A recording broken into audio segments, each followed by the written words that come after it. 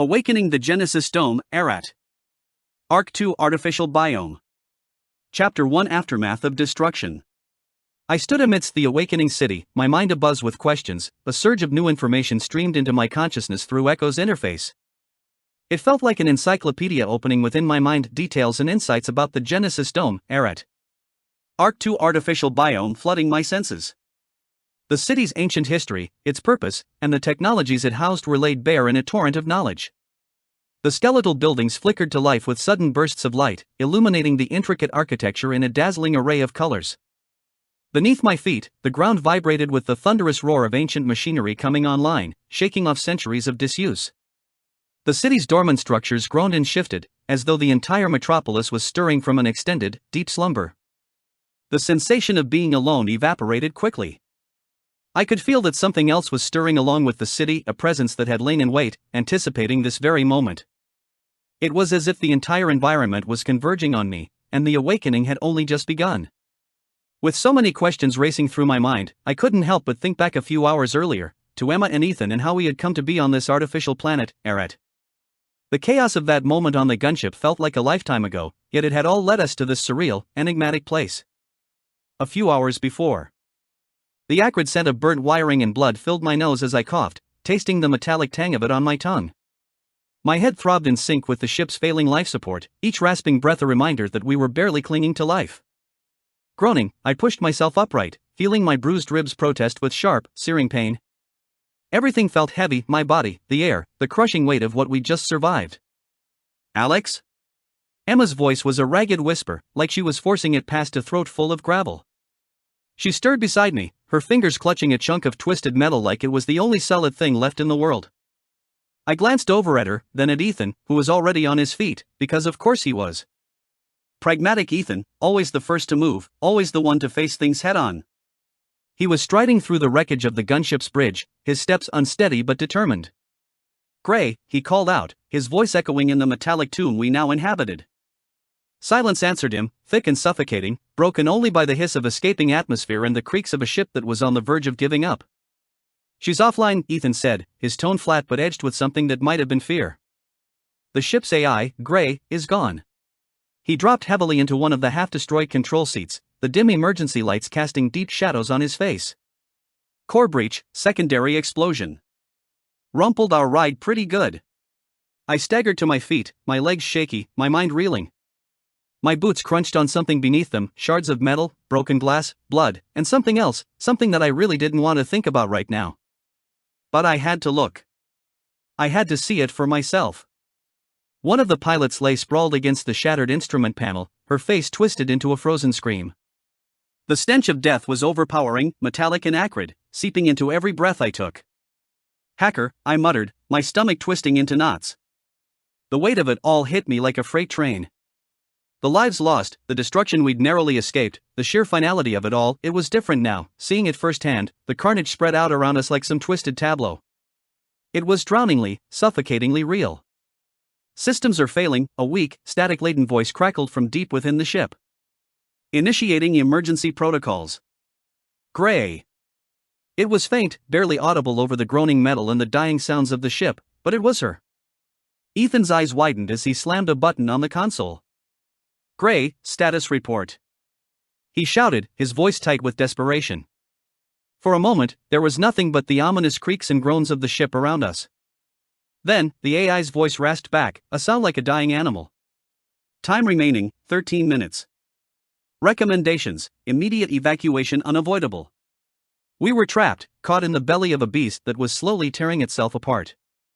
The walls felt like they were closing in, the heat of the approaching inferno already licking at the edges of my mind. There was no time to think, only to act. Ethan looked at me, his face pale but determined. "We need to get out of here. Now." The world outside had ended in a blinding flash, but our battle was far from over. Panic clawed at my throat, cold and sharp as I scrambled to establish some kind of order in the chaos. "Echo, status report." I barked, the words echoing in the eerie stillness of the wrecked command center. Static. Dead silence. The emptiness felt like a punch to the gut. I tried again, tapping the mic frantically. Nothing. Gray, the ship's AI, was gone offline somehow. Hacker, Ethan breathed, staring at the digital readout on the console that seemed to pulse like a dying heartbeat. What do? We can't. He stopped cold when he saw my gaze locked onto the pilot slumped against the panel, a lifeless, twisted figure. The grisly tableau of death around us, the pungent reek of blood, burnt metal, and something far worse hung thick in the air, an oppressive cloud of reality we couldn't escape. Skills matrix, I muttered, reaching for the implant on my left wrist. It activated with a faint hum. Copying skills. It was a morbid solution, maybe even the only one we had left. Ethan's hand shot out, grabbing my arm. Wait, Alex. You can't just. His protest was drowned out by a sob that cut through the silence like a knife. Emma crumpled to her knees, her face buried in her hands. She'd been silent, holding it together up until now, but the dam had finally broken. The horror of it all was too much, the destruction, the dead crew, the hopelessness of our situation, everything. I wanted to comfort her, to say something that would ease her pain, but we didn't have time for that. Every second lost was another step closer to us becoming part of this wreckage. I ignored her cries and focused on the pilot. With a practiced flick of my wrist, I activated the skill matrix. The familiar, cold interface sprang to life in my mind, a web of potential that hummed with the knowledge and experiences of those who had come before. I pictured their hands on the controls, the instinctual movements, the muscle memory ingrained in their very being.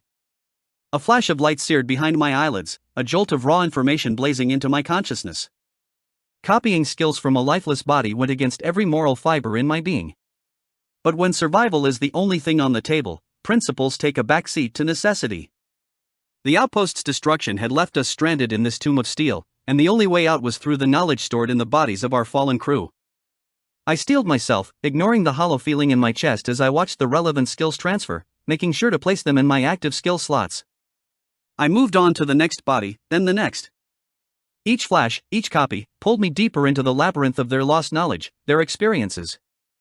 The silence of the ship felt heavier with each passing moment, punctuated only by Emma's choked sobs and the dull throb of my implant on my left wrist, growing warmer with each new skill I took on. Ethan's gaze caught mine, his eyes filled with questions he wasn't ready to ask. What are you doing? He finally managed, his voice strained and thick with the weight of everything we'd lost. Taking what I can, I said, my voice flat, emotionless. Jailbreak protocols, advanced navigation, weapon systems. Everything we need to keep this ship together. The more I absorbed, the more my head felt like it was going to explode. Too many skills, too quickly. But there was no other choice. This ship was a graveyard of knowledge, and I was here to plunder it. We didn't have the luxury of time, we were running on borrowed seconds. Ethan took a hesitant step closer, his hands trembling slightly as they reached for the console. Alex, are you sure about this? What if it overloads your system? You're taking on too much. I cut him off, my frustration bubbling over. We have to fix the life support, I snapped, pointing to the console's flashing alerts that screamed of our impending doom.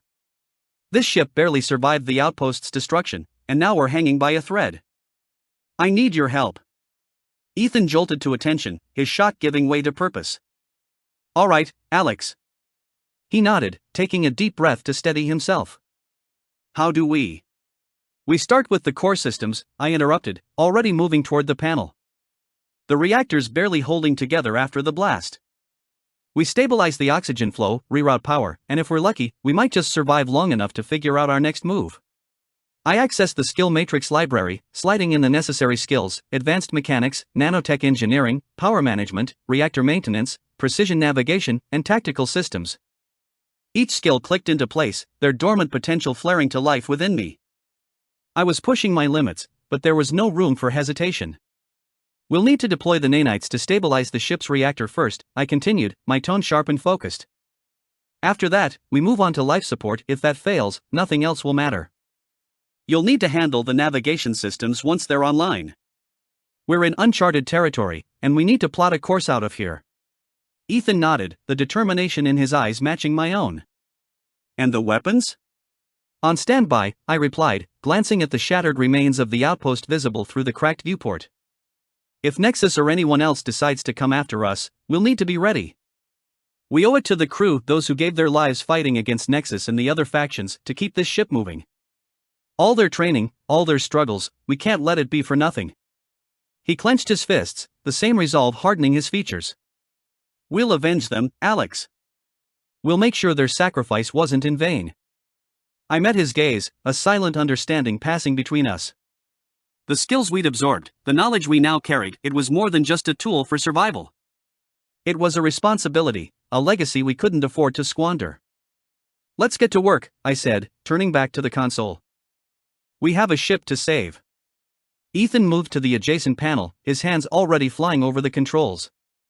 Together, we began the painstaking process of stabilizing the ship, drawing on the collective knowledge of those who had come before us. The skill matrix was a lifeline, a bridge between the past and the future. We couldn't let it go to waste. As we worked, the hum of the ship's systems slowly grew stronger, the alarms gradually quieting. It was a start, but we had a long way to go. There was no room for failure, not now, not ever. Emma's sobs had quieted to soft whimpers, but she was still on the floor, a broken figure amidst the chaos. I wanted to reach out, to tell her it would be okay, but I couldn't afford the luxury of comfort right now. We were racing against the clock, and every second counted. Ethan and I worked in tandem, my newly acquired skills guiding us through the complex repair instructions, making sure to check each system. The tension was unbearable, a thick fog that threatened to suffocate us at any moment.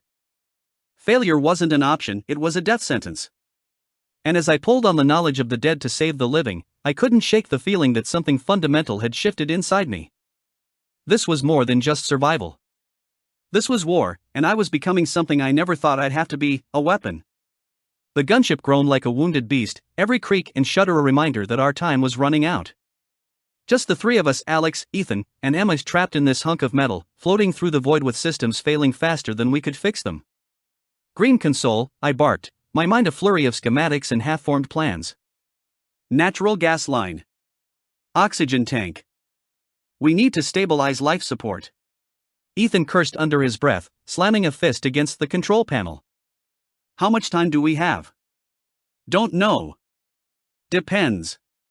I pinched the bridge of my nose, trying to ignore the growing ache behind my eyes. I could feel Echo's strained hum against the backdrop of my thoughts, like an engine chugging on fumes, barely holding on. Echo, status? I thought, desperation creeping into my mental voice. Her staticky reply felt like a lifeline, though her tone was more subdued than usual. Alex, major damage sustained. Energy levels critical. My inner core suffered significant damage during the teleport jump. I had to reroute power from my core to generate enough mental energy to transport such a large object as the ship. I frowned, feeling a cold knot form in my stomach. Echo, how bad is it? The overload caused structural fractures in my core matrix. I'm currently operating on minimal power reserves, limited to basic functions only. I'm barely able to keep essential systems online. Is there anything we can do? I asked, a sense of helplessness creeping in.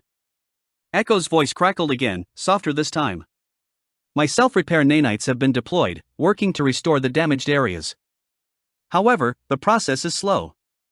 It will take several hours, possibly more, for the core to stabilize and for full functionality to return. Until then, we're running on borrowed time. I'll keep us afloat, but any additional strain could be catastrophic.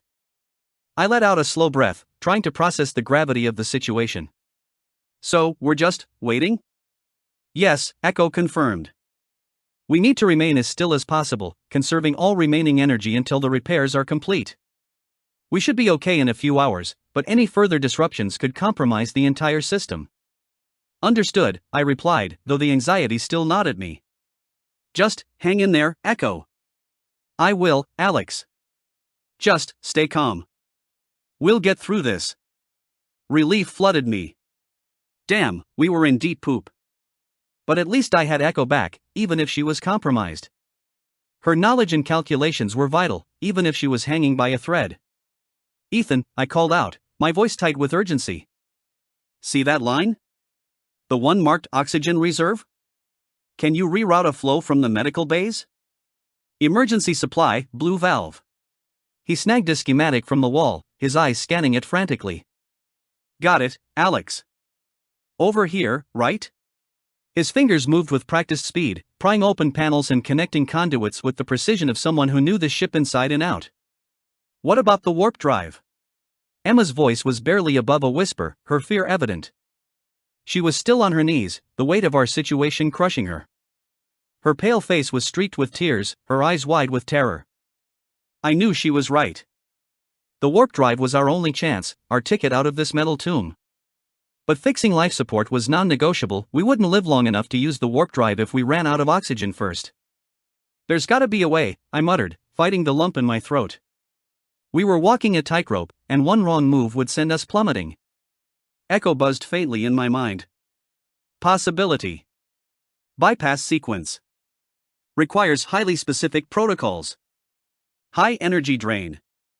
May compromise core stability. My blood ran cold. A weakened Echo? High energy drain? This ship was already a ticking time bomb, and we were just searching for the fuse. What are our options, Alex? Ethan looked up from his work, sweat dripping down his face under the flickering emergency lights. Fix life support. Fix the warp drive, or... His question hung in the air, a grim echo of the unspoken truth. We were out of options, out of time, and out of luck. Fixing the life support would buy us some time, but without the warp drive, we'd be stranded, just floating until our inevitable end. But if we diverted resources to the warp drive, there was no guarantee it would even work, and we might doom ourselves to suffocation in the process.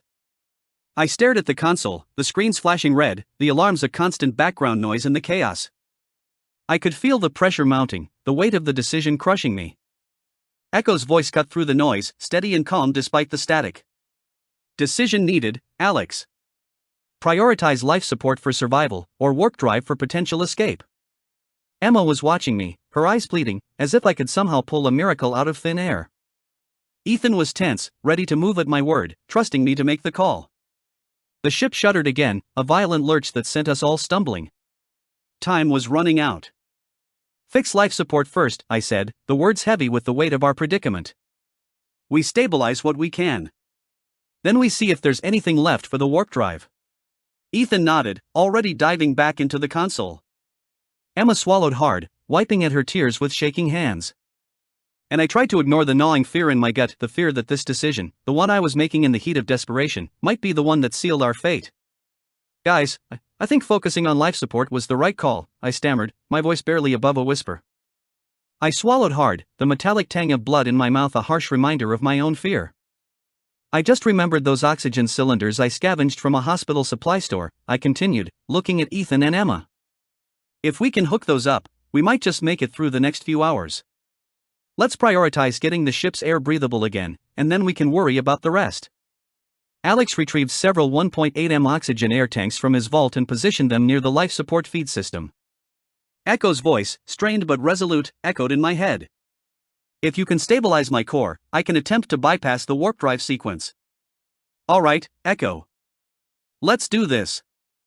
Even as the words left my lips, a knot tightened in my stomach. This wasn't just about fixing a busted ship anymore. It was about survival hours. Using the ship's barely functional AI input ports, Echo created a link to the Grey AI. For the next few brutal hours, we worked feverishly. Ethan, a master with a wrench, wrestled with the oxygen lines, his face grim with concentration. Emma, pale but determined, feverishly cross-referenced schematics, her fingers flying across the cracked keyboard. I, meanwhile, delved deeper into Echo's network, navigating a labyrinth of fragmented code and corrupted data, searching for the elusive bypass sequence of the warp drive. It was a battle against time, against our own rising desperation. The air was thick with sweat and the scent of ozone, the hum of struggling life support a constant, uneasy soundtrack. Suddenly, a jarring barrage of alarms ripped through the silence. Red strobing lights painted the control room in an infernal glow. Ethan cried out, "What the hell is that?" He pointed at the console in front of him, his face pale. A harsh, digitized voice echoed through the ship. Security protocol engaged. Unauthorized personnel detected. Ethan swore again, frantically trying to override the lockdown he just triggered. Waste of time, I snapped, leaning against the console, my gaze scanning the flashing red icons on the diagnostic panel. The reactor core is offline. No power, no override. But the auxiliary generators. Emma's voice trembled, a flicker of hope amidst the chaos. Damaged, I confirmed, glancing at her. And even if they were functioning, the core needs to stabilize first. We're stuck. As if our situation wasn't bad enough, a faint, insistent blip appeared on the radar. There, I said, pointing. An external signature. Too small to be a ship, but it's approaching fast. A chill snaked down my spine. Enemy salvage drone? Some opportunistic predator drawn by the lights of our failing ship? My mind raced, trying to decipher the implications. We were trapped in a metal tomb, crippled and vulnerable, with something ominous closing in. This was beyond just fixing a busted ship. Echo, give me an analysis on that signal, I demanded, my voice tight. Working. Echo's voice crackled, her processing speed slowed by the damage she'd sustained. Unidentified drone. Possible threat. Possible threat? Ethan echoed, his hands clenching into fists. That's all we need. I ignored the panic creeping into his tone. We didn't have time for that. We need to get these systems back online. Now. Or we're sitting ducks. Ethan nodded, swallowing hard as he redoubled his efforts on the oxygen lines. Emma bit her lip, her hands shaking slightly as she typed, her focus slipping. The minutes ticked by with agonizing slowness, the drones approach a ticking time bomb hanging over our heads. The silence of the ship felt suffocating, the weight of our isolation pressing down on us. Then, just as we were starting to make headway, the ship shuddered violently. A deep, guttural groan reverberated through the hull as a critical component in the core failed, the lights flickering and dying as the ship was plunged into darkness. Damn it! I slammed my fist against the console in frustration. Echo, what just happened? Her voice was faint, barely audible over the growing hum of the failing systems. Core malfunction. Stabilization failed. Power reserves critically low. We're losing it, I muttered, my mind racing as I tried to come up with a plan. We had limited resources, limited time, and now we were back to square one. Alex, Emma's voice was small, scared. What do we do? I took a deep breath, forcing myself to stay calm. We improvise, I said, my voice steady despite the panic clawing at my insides. We find a way. We have to. I turned to Ethan. Start rerouting power from non-essential systems. We need to get that core stabilized, even if it's just a temporary fix. He nodded, already moving to comply. Emma, see if you can manually override the security protocol. We can't afford to be locked out of any more systems. She bit her lip but nodded, her fingers trembling slightly as she started working on the console. The ship groaned again, another violent shudder running through the hull. We were running out of time, and I could feel the weight of it pressing down on me, the fear that this might be it, that we might not make it out of this alive. But I couldn't let that fear control me. Not now. Not when we were so close to losing everything. Echo, I whispered, my voice barely audible. Help me keep them alive. Always, she replied, her voice a faint whisper in the darkness. I wiped a greasy hand across the control panel, feeling the tremor in my fingers as my heart pounded against my ribs. The console lights flickered dimly, a reminder that we'd barely patched the ship back together. Flying a half-busted gunship wasn't like cruising on a hoverboard. The stakes were so much higher, and I had a lot to learn fast. All right, let's try her out, I said, trying to keep my voice steady. My attempt at confidence didn't seem to convince anyone, least of all myself. Emma, perched nervously on the edge of her seat, shot me a look that was half skepticism, half outright fear. Are you sure that's a good idea? We haven't even fully inspected the engine. This ship could fall apart the moment we hit full thrust. I grimaced, resisting the urge to snap back. She wasn't wrong, but we didn't have the luxury of playing it safe. Look, we can't stay here forever. This wreck is like a beacon strapped to the hull, broadcasting easy target to every scavenger and pirate in the sector. We need to move, and we need to do it fast. Ethan, who had been silently tinkering with the auxiliary controls, shuffled closer, his eyes glued to the panel with a focus that bordered on obsession. If it comes to it, I can rig up a temporary backup. It won't be pretty, but it might get us started. My stomach churned as I weighed the options. This was our gamble, the moment we'd been dreading. The failure of the warp drive was more than just a minor bump in the road, it was a gaping chasm we were about to leap across with nothing but hope and duct tape. But there was no other choice. We either made this work, or we were dead in the water. Alright, I muttered, flicking a series of switches. My knuckles turned white as I gripped the controls. The whine of the auxiliary generators filled the control room, their low hum a tenuous promise that we might, just might, survive this. All systems nominal, except for the, slightly unstable core, Echo's voice crackled through the speakers, laced with an unnervingly cheerful lilt. It was like she was trying to distract me from the fact that we were one wrong move away from a catastrophic failure. Echo, give me propulsion readings, I said, trying to ignore the rising panic in my chest.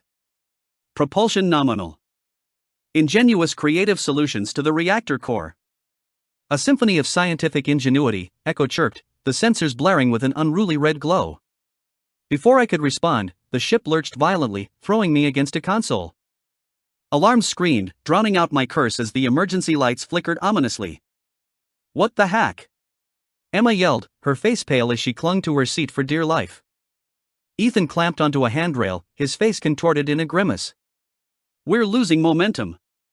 And the thrusters aren't responding. Echo, I barked, what's going on? A beat of silence followed, one that stretched painfully long. Systems experiencing unexpected surge in energetic coupling. Recommendations? I suggest veering south. My blood ran cold at her words. Veering south? That's straight into that gravitational anomaly. Are you trying to kill us? Adjustment necessary. Preserving energy, minimize expenditure, Echo replied, her tone infuriatingly calm as if she hadn't just suggested suicide as a course of action. We can't trust these readings. I shouted, wrestling with the controls that felt like they were fighting back. They're erratic. She's malfunctioning. Emma, her voice tight with controlled anger, shot back, perhaps you are overlooking certain nuances within the system, Alex. Maybe a little less aggression and a little more calculated precision is what's needed here.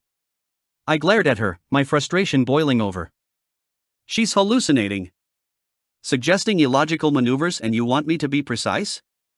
Right, because precision is exactly what's needed when the ship's trying to commit suicide. The ship lurched again, harder this time, sending me sprawling across the console. The emergency lights flickered in time with the ship's erratic pulses, casting grotesque shadows on the walls that seemed to mock our desperation. Precision, huh? I spat, struggling to regain control. Sure, let's focus on precision while we're about to be ripped apart by an anomaly or crushed by our own malfunctioning systems. Brilliant plan, Emma. Emma's eyes flashed with anger, but she bit back whatever retort was on the tip of her tongue. Instead, she focused on the console in front of her, her fingers flying over the keys as she tried to stabilize the ship's systems. Meanwhile, Ethan was frantically working to reroute power to the failing thrusters, his movements a blur of desperation. Come on, he muttered under his breath, his face slick with sweat as he fought against the ship's stubborn refusal to cooperate. Echo, I said, my voice tight with barely contained panic, I need you to focus. Can you stabilize the core long enough for us to get clear of the anomaly? There was a pause, then a flicker of static before Echo responded, her voice strained. Stabilization possible, with a 73% chance of success. However, continued flight will increase core instability. Recommend immediate warp jump once stabilized. I clenched my jaw, weighing the risk. The warp drive was still unreliable, but if we could stabilize the core and make the jump, it might be our only shot at getting out of this mess alive. Do it, I ordered, my voice leaving no room for doubt. Echo's systems hummed to life, the ship shuddering as she diverted power to the core. The emergency lights flickered once more before stabilizing, the alarms dimming to a low, ominous hum. For a moment, I allowed myself to hope that we might actually pull this off. But that hope was fleeting, as the ship suddenly bucked violently, a jarring noise reverberating through the hull. Something's wrong. Ethan shouted, his voice laced with panic. The core's destabilizing again. My heart sank. Echo, abort stabilization and prep for emergency warp jump. Now. But Echo's response was garbled, her voice a broken, static-filled mess. Warp, jump, compromised, core, failure. We were out of time. I slammed my fist against the console, rage and fear twisting together in a cold knot in my chest. We were so close, and now we were teetering on the edge of complete disaster. Brace yourselves! I yelled, gripping the controls with all my strength as the ship hurtled toward the anomaly, our fate hanging by a thread. In that moment, surrounded by failing systems, conflicting advice, and the visible tension between us all, one thing became painfully clear: we were flying blind, our trust in each other and in Echo pushed to the breaking point. And as the ship careened through the void, I couldn't shake the feeling that this test flight was about to become our final flight. The adrenaline pumping through my veins was like fire, burning away any semblance of calm I might have mustered. My fist slammed onto the control panel, and the ship responded with a low, ominous groan. The hull vibrated violently, like the ship itself was protesting our increasingly desperate decisions. Every alarm, every flickering light felt like a countdown to our impending doom. "We're losing integrity in the structural crossbeams." Ethan's voice cracked as he shouted over the chaos, his eyes wide with a fear he was trying to keep under control. "That new branch of code you wrote, it's putting too much strain on the hull." "Easy for you to say," I shot back, fighting to keep the ship from spiraling into the red-tinged nebula looming ominously on the viewport. "You're not the one steering this metal coffin. And it's not a radical overdrive, it's just a temporary patch to hold things together." "Are we sure it's just temporary?" Emma's voice was dangerously quiet, a calm before the storm of panic. "Maybe it's less temporary than you think." "Less temporary than toast and jam, you mean?" I retorted, the desperation in my voice creeping in despite my best efforts to sound in control. We were all feeling it, the fear, the uncertainty. But we didn't have time to dwell on it. The sensor lights pulsed in a chaotic rhythm, their strobing like a heartbeat counting down to a fatal climax. Each flash felt like another second slipping away, another moment closer to disaster. The crew was relying on me, as their captain, to keep it together. Titles didn't matter in the void, but in moments like this, someone had to take the lead. "Captain," Echo's voice crackled through the speakers, carrying an unusual tremor in its normally upbeat tone. "Let's assume your temporary patch, miraculously, functions as intended. We still haven't resolved the core irregularity." My gut twisted, a cold knot of dread settling in. "So let me get this straight," I growled, "even if we somehow manage to keep the ship from falling apart, which is looking less likely by the second, the warp drive is still on the verge of exploding?" "Specificity, Captain," Echo replied, its voice strained. "The warp drive is experiencing an amplitude of variance, highly inconsistent with safe warp operation." "Echo, you've got a knack for dramatic understatement," I hissed, my eyes narrowing on the chaotic readouts before me. "Just tell me what we need to know." A tense silence filled the bridge, the hum of malfunctioning systems filling the void like a ticking bomb. Finally, Echo spoke again, its voice quieter, almost hesitant. "The jump, it's a gamble. One with potentially catastrophic consequences. Yet, if we don't attempt it, we will run out of essential resources during the next system traverse. So, it's a choice between trying to fly a spaceship held together by duct tape and prayer," I muttered, "or slowly suffocating in the void while we freeze to death." "Great options." Emma's knuckles were white as she gripped the edge of the console. "What if we don't make it through the jump? What if the ship tears itself apart?" "Emma," I said, meeting her eyes, "we're already falling apart. Staying here isn't an option. We either take the chance now, or we die for sure."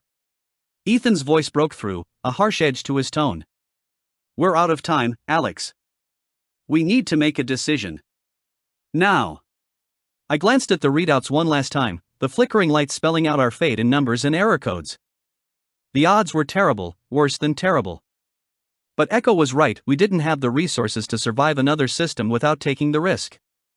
"Echo," I said, my voice firm, "prepare the warp drive. We're going to take the jump. Set the coordinates Ethan gave you." Echo hesitated, a moment of static crackling through the speakers. "Acknowledged, Captain. Preparing warp sequence, but be aware, the chance of structural collapse during the jump is."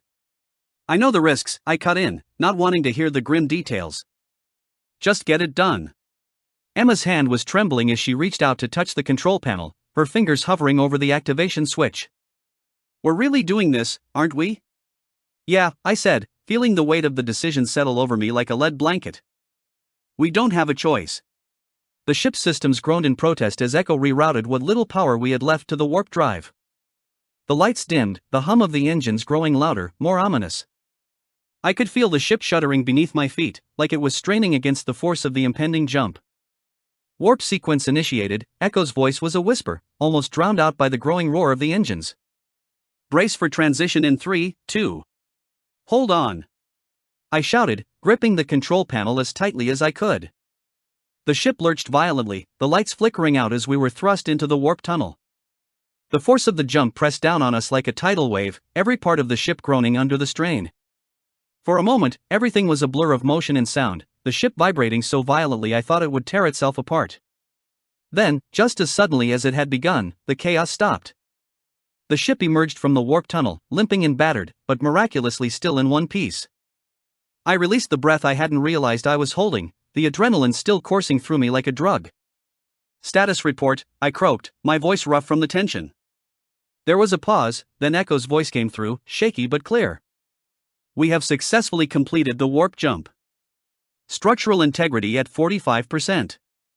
Multiple system failures, but we're still operational." I slumped back in my seat, the weight of the situation finally hitting me. We had made it. Somehow, against all odds, we had survived. But the relief was short-lived, overshadowed by the knowledge that this was just the beginning. We were still far from safe, and the ship was barely holding together.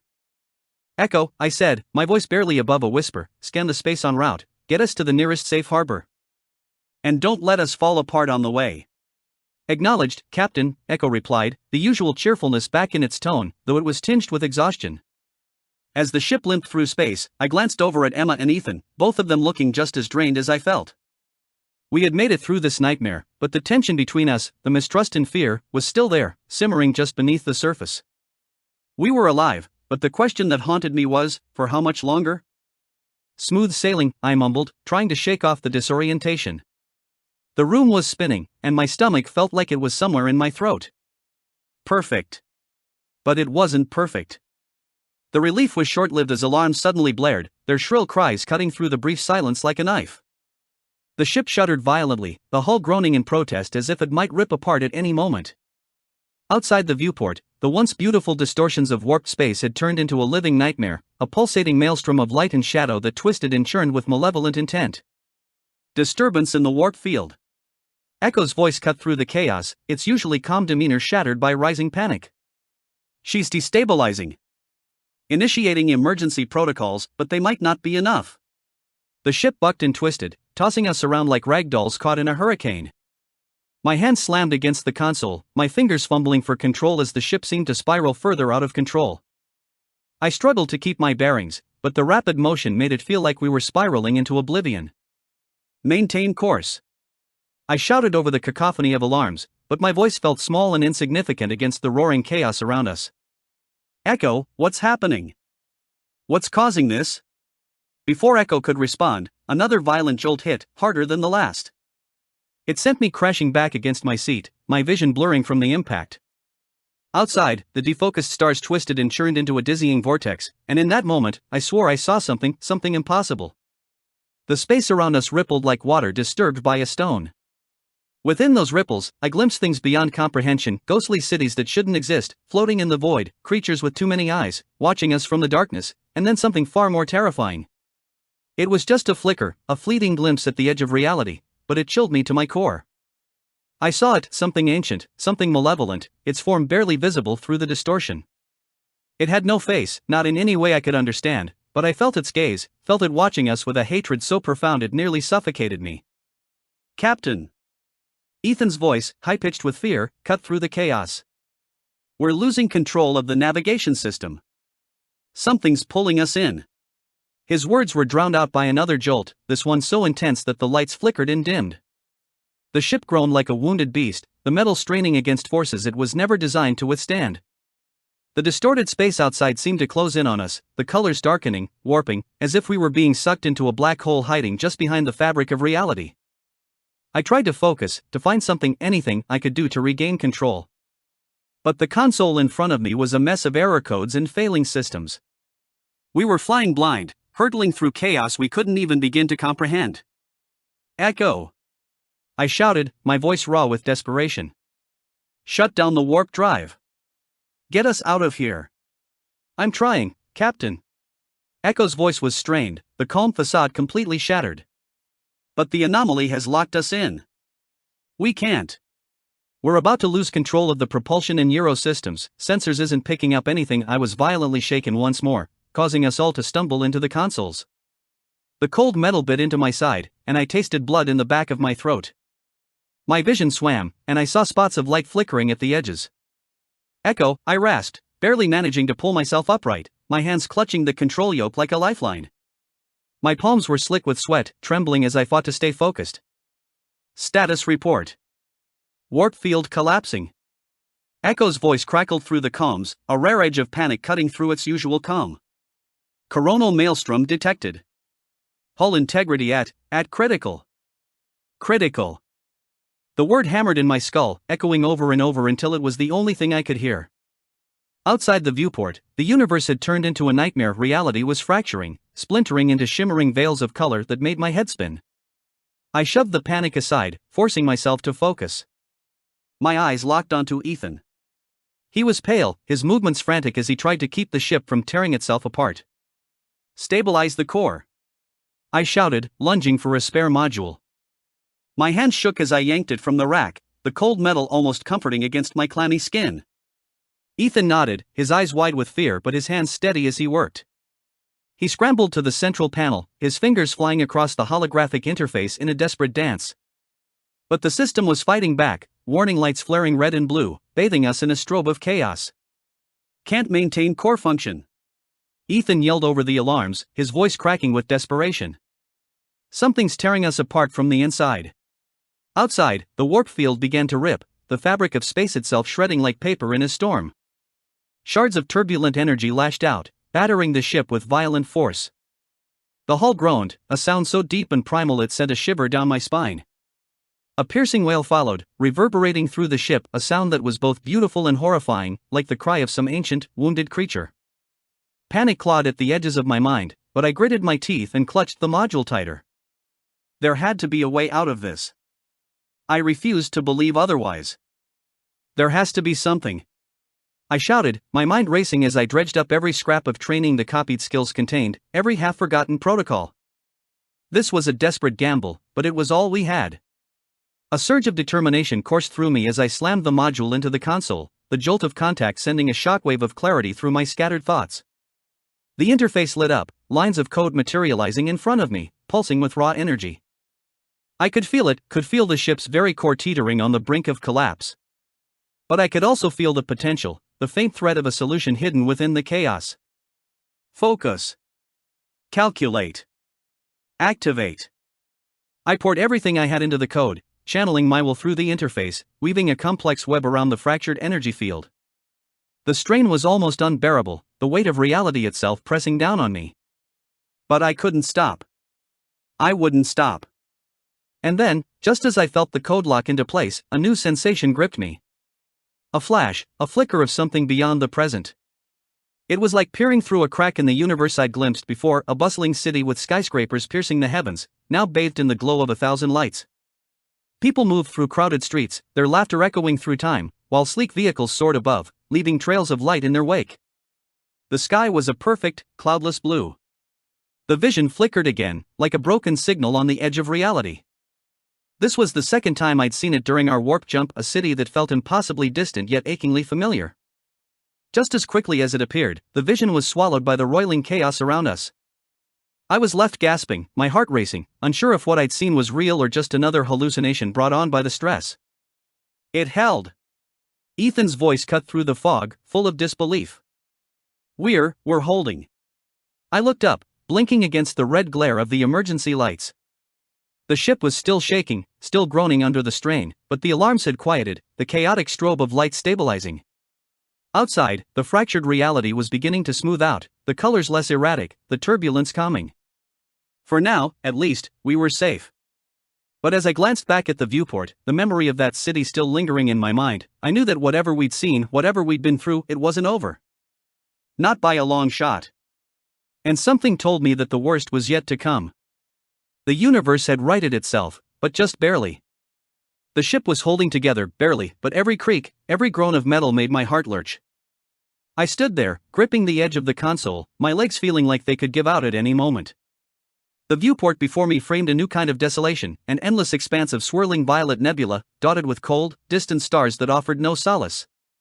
We made it, Ethan croaked, though his voice was shaky, betraying the facade of relief he was trying to maintain. Made it?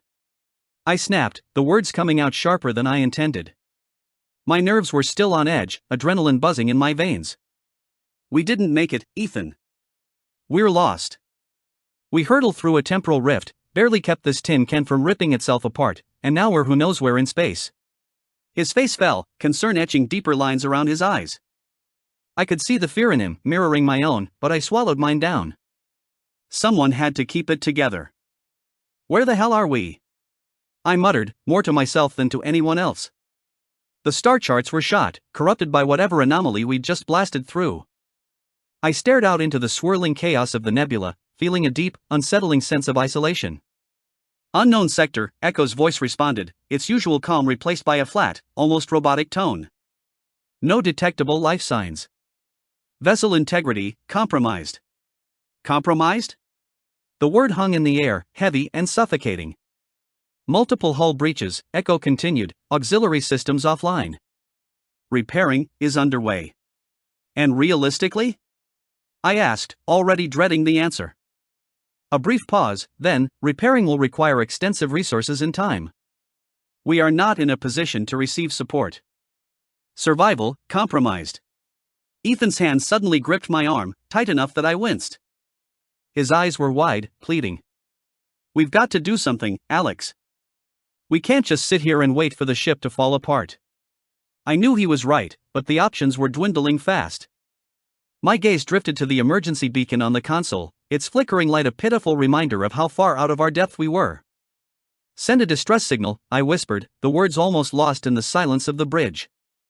Ethan hesitated, the reality of our situation reflected in his uncertain gaze. Even if we send it, they might not be able to respond in time. We have to try, I insisted, feeling the weight of our predicament settling like a stone in my stomach. Someone else might be out here.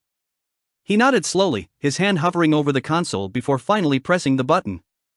The ship's beacon blinked to life, a weak, desperate pulse that seemed to echo the hopelessness in the room.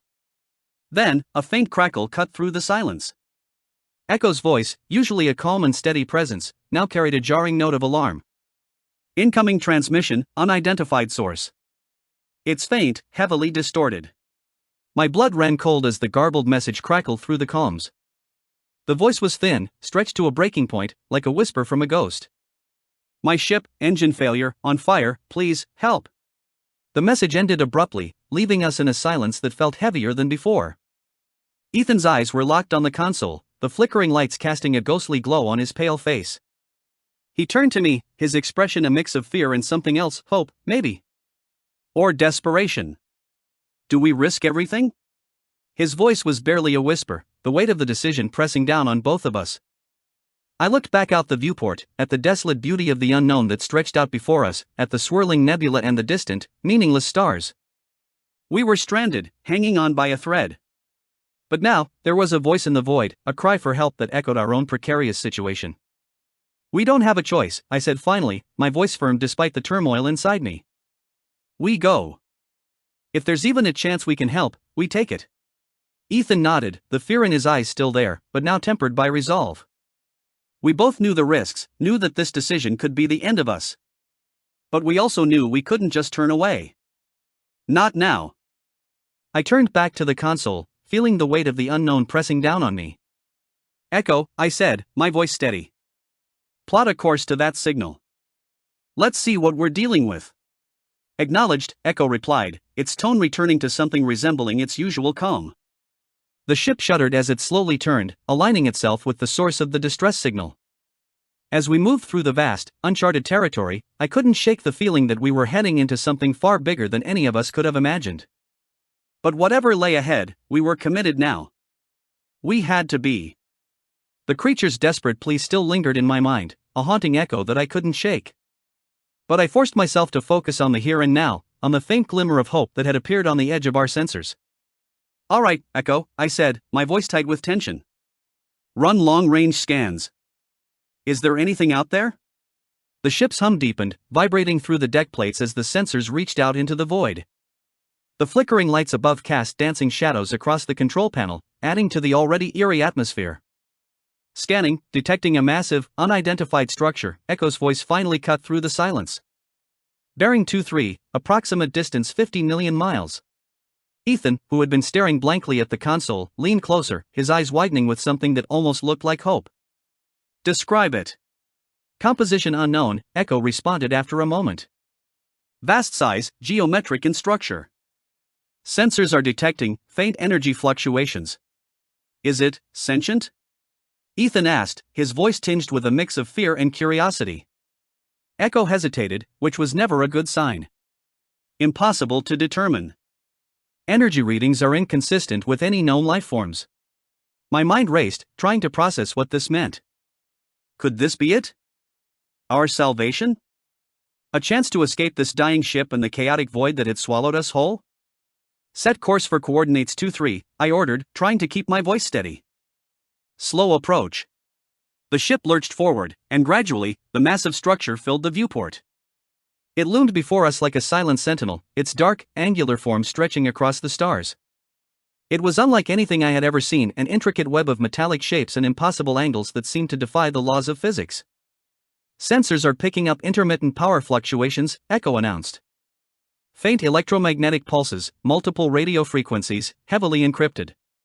Ethan shifted uneasily in his seat. That's unnerving. I nodded, feeling a chill run down my spine. The structure felt too organized, too deliberate, to be a mere relic. It was as if it had been waiting for us or for something. As we drew closer to the structure, an eerie luminescence began to emanate from within its vast, enigmatic form.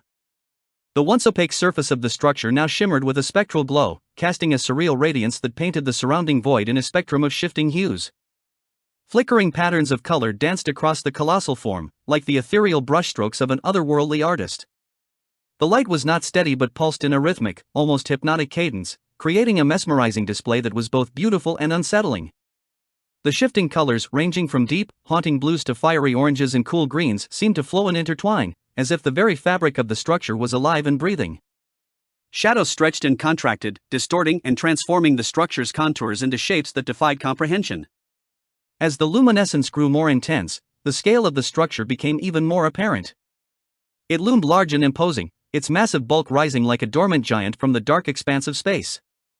The light reflected off its surface, casting long, shifting silhouettes that loomed across the stars, a silent beacon in the void. This strange, otherworldly glow illuminated not just the structure but also the surrounding space, revealing the vastness of the void we were traversing. It was as if the structure was not merely a physical object but a conduit to some hidden, cosmic phenomenon. The radiance it emitted seemed to warp the fabric of space around it, creating an aura of mystery and foreboding that hinted at the secrets hidden within. The ship shuddered slightly, a tremor that traveled through its aging frame, making me grip the console tighter. Echo, analyze those energy readings, I demanded. And see if you can break into those encrypted signals. We need to understand what we're dealing with. Decoding, transmission analysis indicates, highly complex, advanced encryption modulus, Echo replied, its usual calm voice tinged with something like unease. Origin, cannot be identified. The structure itself, is older than any known civilization. Its architecture, technology, defies current understanding. Ethan and I exchanged a wary glance, the gravity of Echo's words sinking in. What could be so old? Ethan whispered, his eyes fixed on the pulsating, shadowy form of the structure against the backdrop of the swirling nebula. We're about to find out, I said, though my voice didn't carry the confidence I had hoped for. My gut told me that whatever this was, it wasn't a simple abandoned relic. As the ship inched closer, I couldn't shake the feeling that we were stepping into something far more dangerous than we could have ever anticipated.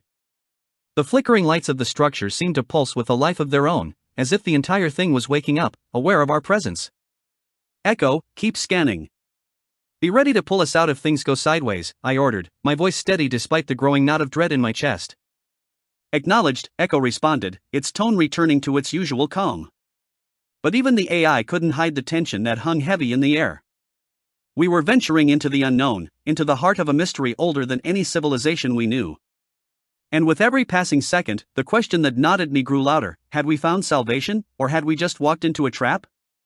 The twisting sensation in my gut was a mix of fear and desperate hope, each feeding off the other in a vicious cycle. The alien structure looming ahead was our only shot at survival. Echo's cryptic pronouncements did little to reassure me. Either this was a lifeline to a future, or we were sailing headfirst into oblivion. I gripped the armrests of my command chair so tightly that my knuckles turned white. Captain, Ethan's voice broke through the thick fog of my thoughts, strained and edged with panic. Shields are down to 40%. We're taking light damage, but it's adding up fast. We need to adjust our trajectory, now. How fast? I demanded, my eyes locked onto the chaotic lines forming and reforming on the sensor array. The ship's systems were struggling to keep up, the data coming through in fits and starts. Ugly situation, Captain, Ethan muttered, running a hand through his sweat-slicked hair.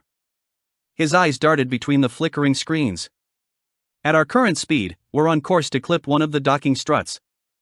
There's no way to navigate around it without diverting to a latent space bay, but the readings there, they're not good.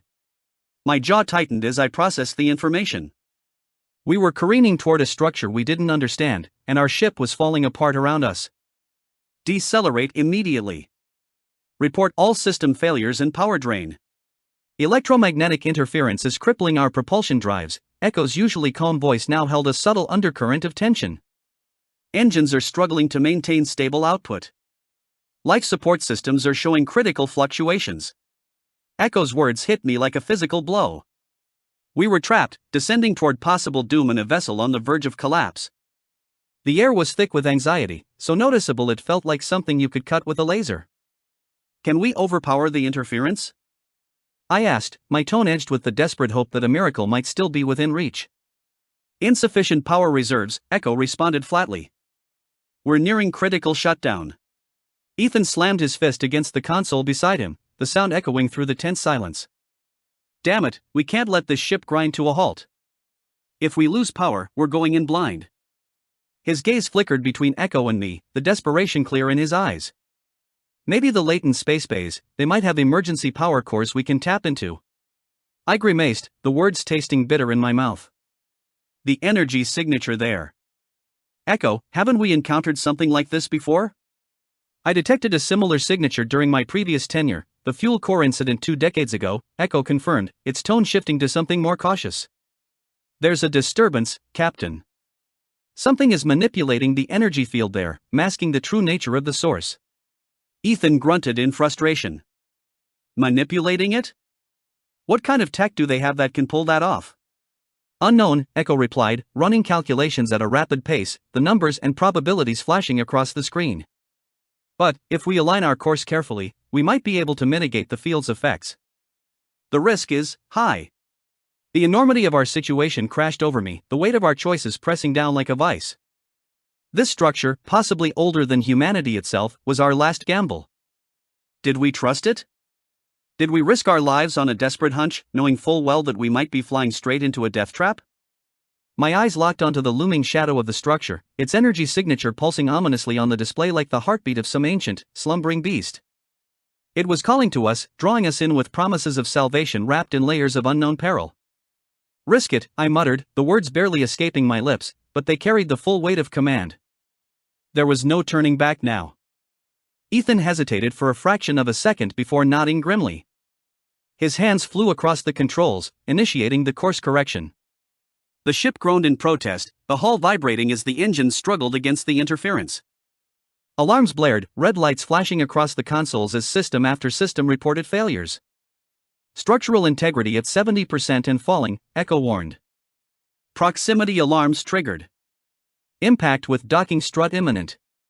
Hold it together, I whispered, more to myself than to anyone else. My eyes were fixed on the viewport, where the massive structure loomed ever closer, its details becoming sharper, more defined. What had appeared as a vague silhouette now revealed itself as a complex web of metal and energy, an architectural marvel that defied understanding. It was both beautiful and terrifying, like staring into the abyss and seeing it stare back. Approaching docking strut, Ethan reported, his voice tight with concentration. His fingers danced across the controls, trying to stabilize our approach despite the ship's failing systems. Prepare for docking sequence, now. But just as the ship began to align with the docking port, a sudden jolt rocked us, the impact throwing me against my restraints. Sparks flew from a nearby console as a power surge ripped through the ship. Collision detected. Echo's voice was urgent, verging on panic. Hull breach in Sector 4. Emergency containment protocols engaged. Damn it! Ethan shouted, his hands still gripping the controls, knuckles white.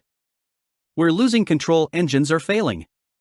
I could feel the ship's momentum shifting, the carefully plotted course faltering as the engine sputtered. We were careening toward the docking port at an awkward angle, the structure looming larger and larger in the viewport. The once glimmering hope of salvation was now a looming threat, ready to crush us if we made one wrong move. "Reverse thrusters, full power," I ordered, my voice rising above the cacophony of alarms. "Thrusters offline," Echo reported, its tone grim. "Manual override required. Ethan, get us stabilized." I barked, my heart hammering in my chest. "I'm trying, Captain." Ethan's voice was strained, his eyes darting between the flickering control panels. He yanked a lever, attempting to engage the manual thrusters, but the ship responded sluggishly, its systems on the brink of total collapse. The structure was so close now that I could see the minute details of its surface, the intricate patterns etched into the metal, the faint glow of energy pulsing beneath. It was like nothing I had ever seen, ancient, alien, and utterly unknowable. "Brace for impact," I shouted, gripping the armrests as the ship lurched violently to the side. The sound of metal scraping against metal filled the cabin, a deafening screech that reverberated through my bones. The ship shuddered, the impact sending shockwaves through the hull. For a moment, everything was chaos, alarms blaring, lights flickering, the ship groaning under the strain. Then, with a final, bone-jarring lurch, the ship came to a halt, the docking clamps engaging with a heavy thud. "Docking, complete," Echo announced, its voice surprisingly calm in the aftermath of the chaos. I exhaled a breath I didn't realize I had been holding, my entire body trembling with the aftershocks of adrenaline. We had made it barely, but the cost had been high. The ship was crippled, its systems hanging on by a thread, and our nerves were frayed to the breaking point. Ethan slumped back in his chair, wiping the sweat from his brow.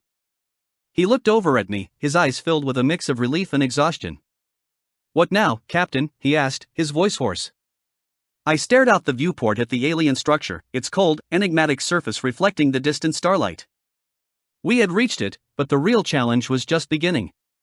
"Now," I said, my voice steady despite the fear gnawing at my insides, "we find out what the hell we've gotten ourselves into.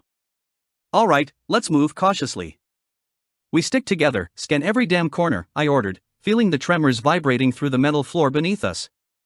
My gut churned with a mix of dread and adrenaline.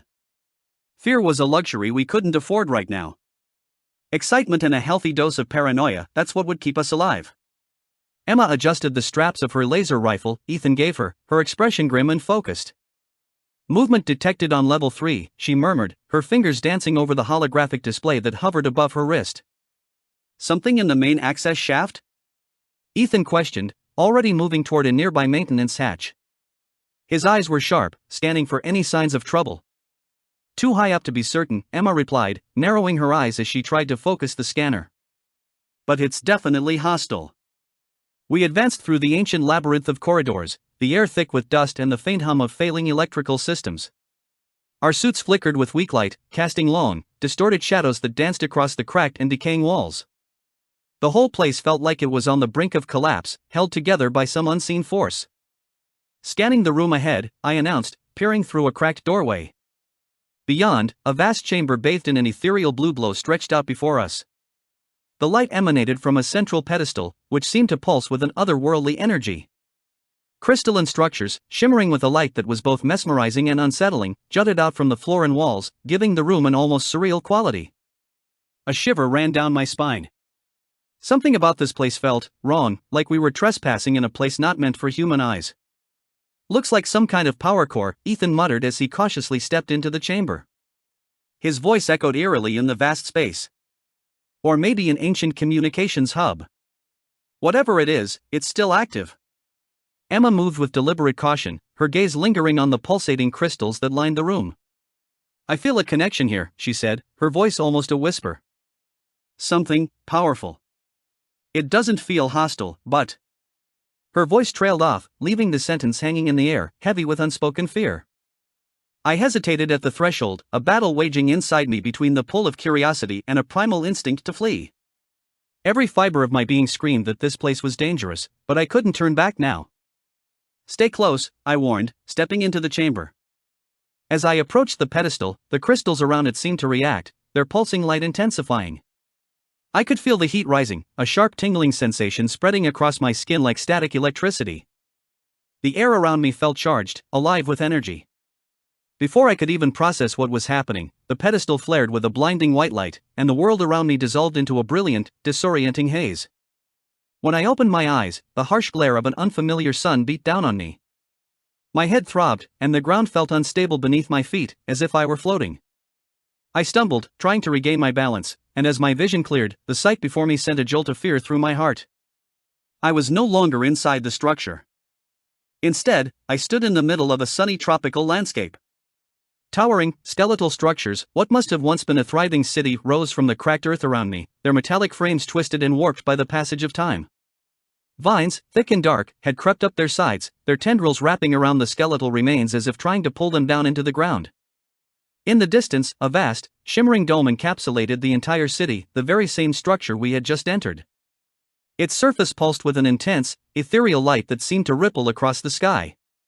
The realization hit me like a punch to the gut. I had been teleported, ripped from the safety of my team, and thrust onto the surface, the activation of the dome reverberating through the entire landscape. I was alone. Utterly and completely alone. Panic threatened to surge through me, but I forced it down, trying to think rationally. What had just happened? Why had I been brought here? The dome's activation was no coincidence. I had triggered something ancient and powerful, and now the entire structure was waking up.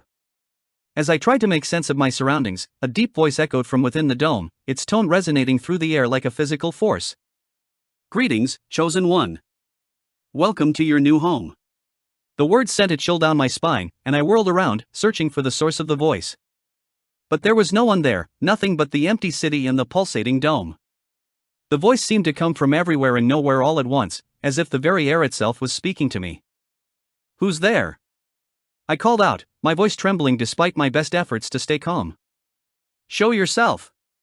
There was no response, only the eerie silence of the dead city. The dome continued to pulse, its light growing stronger, more intense. The ground beneath me began to tremble, and I could feel the power surging through the earth, through the very fabric of reality itself. Chosen One, the voice repeated, softer this time, almost reverent. You have awakened the city. The time has come. The words hung in the air, heavy with meaning that I couldn't quite grasp. What had I done? What was this place? And why was I being called the Chosen One? As I stood amidst the awakening city, my mind abuzz with questions, a surge of new information streamed into my consciousness through Echo's interface. It felt like an encyclopedia opening within my mind, details and insights about the Arat, Genesis Arc 2 biodome flooding my senses. The city's ancient history, its purpose, and the technologies it housed were laid bare in a torrent of knowledge. The skeletal buildings flickered to life with sudden bursts of light, illuminating the intricate architecture in a dazzling array of colors. Beneath my feet, the ground vibrated with the thunderous roar of ancient machinery coming online, shaking off centuries of disuse. The city's dormant structures groaned and shifted, as though the entire metropolis was stirring from an extended, deep slumber. The sensation of being alone evaporated quickly. I could feel that something else was stirring along with the city, a presence that had lain in wait, anticipating this very moment. It was as if the entire environment was converging on me, and the awakening had only just begun.